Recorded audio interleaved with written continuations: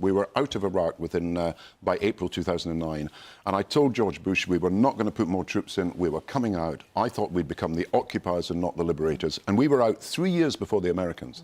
But I've had to look at that decision again. Because you voted for the Iraq War. Yes, of course. Right. I mean, and in the book, you make it clear that you I think we made a mistake. Will you make it clear you don't think you got enough information? No, the Americans withheld information. I think the Americans knew that he didn't have these weapons. Certainly in the Pentagon, they knew, and they didn't tell us. And, you know, Chilcot did a great inquiry, but he wasn't able to look at the American evidence because the Americans didn't really cooperate with his inquiry.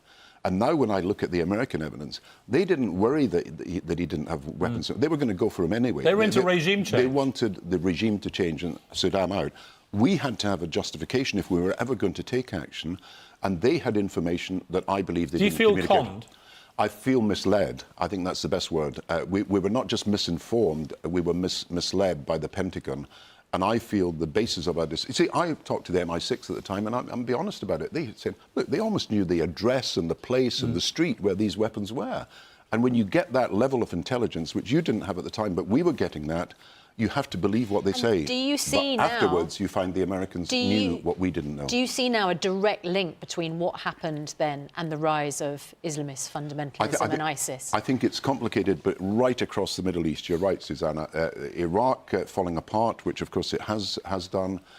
Syria with the civil war. Remember, the Israelis bombed Syria and stopped them having nuclear weapons when I was Prime Minister in 2007. People forget that, and it's quite relevant to North Korea. We stopped them having nuclear weapons, so thank God Syria doesn't have nuclear weapons. But you've got these religious tensions, but most of all, you've got millions of young people on the streets in these countries without jobs, without education. And do you feel, in your heart, how do you feel about that, knowing that you voted for the action that has triggered that I've said in the book very honestly that I've had to review these events, and I'm sorry for what happened, and I'm sorry